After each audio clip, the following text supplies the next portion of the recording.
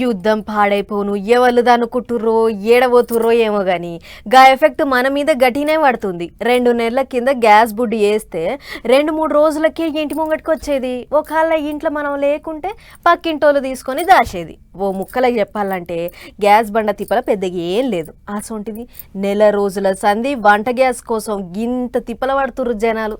దేశంలో గ్యాస్ తిప్పలు ఇప్పుడు అందరూ తీరతట్టు కొడతలేదు కదా. ఇక చూడు పార్వతీపురం మన్యం జిల్లాల జనాలు ఎట్లా పడిగాపులు కాస్తుర్రో గ్యాస్ కోసము. జిఎమ్మ వలస మండలంలో గ్యాస్ దొరకక జనాలు పడుతున్న అవస్థలకి ఇవి. బుక్ చేసి నెల రోజులు అవుతున్నా సూత నిండు బుడ్డి వచ్చింది లేదు, ఇంట్లో పొయ్యి ముట్టించింది లేదు. ఇట్లయితే మేము ఏం తిని బతకాలా అని లొల్లి చేస్తున్నారు అక్కడి జనాలు. అయితే చుట్టుపట్టున్న ఊర్ల జనాలు రోజు పనిమాలి 30 కిలోమీటర్ల దూరంలో ఉన్న గ్యాస్ ఆఫీస్ కాడికి పోతురట.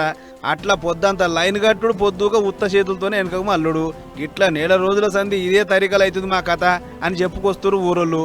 గ్యాస్ వ్యాన్ 15 రోజులకి 16 రోజులకి వ్యాన్ వస్తుంది. వ్యాన్ వస్తే ఇక్కడ లైన్ లో దాదాపు 200-300 డెమ్ల వరకు లైన్ లో ఉంటున్నాము.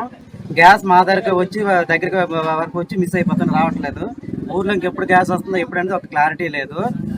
సో 2 రోజులకు 3 రోజులకు గ్యాస్ వ్యాన్ వస్తే గ్యాస్ కొరత అనేది తగ్గుతుంది. ఈ విధంగా అనేది చాలా కష్టము. అవునే అన్న, గ్యాస్ బండలు బాగానే వస్తున్నాయి కదా మీ దిక్కు, మీరు వచ్చి తీసుకుపోలేదా ఎట్లా?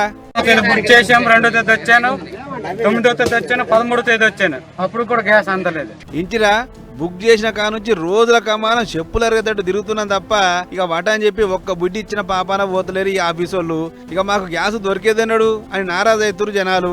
రోజు రేపు అవుతుంది, రేపు వస్తుంది అన్నారు. పేరామసి ఈ రోజు వచ్చాం, మీ గ్రామం వెళ్తుంది బండి అని అడిగితే డ్రైవర్కి తెలియదు అన్నాడు, ఓనర్కి తెలియదు అన్నాడు. పేరామసి మా గ్రామంలో బండి ఉంది, ఎక్కడ మేము ఉన్నాం. అయితే ఇప్పుడు దానికి దేనికి వెళ్ళినట్టుగా ఆ గ్యాస్ ఇక్కడ ఉన్నటువంటిది ఎంత ఇబ్బందులు పడతాను. ఉదయం 6:30కు వచ్చాము ఇక్కడికి, ఇప్పుడు 10:30 అవుతుంది. గ్యాస్ ఇస్తారో ఎవరో తెలియదు. మా గ్రామంలో బండి వెళ్ళింది అంటారు. ఇప్పుడు దాని మాట ఏంటి చెప్తాం సమాధానం? మేము వెళ్తే అక్కడ ఉంటుందా లేదు, రిటర్న్ ఇవ్వగలరా? ఇట్లా రేపొచ్చా మాపొచ్చా అని బొంకుడే తప్ప గ్యాస్ ఇచ్చింది లేదు, పొయ్యి ఇచ్చింది లేదు. అంతా చూస్తుంటే గ్యాస్ ఆఫీసులు బయట సోపతి కట్టి బ్లాకులు అమ్ముకుంటున్నట్టే కొడుతుంది కథ. అందుకే ఎప్పుడు వచ్చినా లేవు అని బొంకుతారు. జర మా గ్యాస్ బుడ్డు దొడ్డిదారిని అమ్ముకుంటున్న మీద చర్యలు తీసుకొని మా గ్యాస్ బుడ్లు మాకు ఇప్పించేటట్టు చూడరు సారు అని ఒక్క తీరుగా అడగబట్టిరు జనాలు. మరి ఇప్పటికన్నా అధికారులు ఏమైనా చర్యలు తీసుకుంటారో లేదో చూడాలి.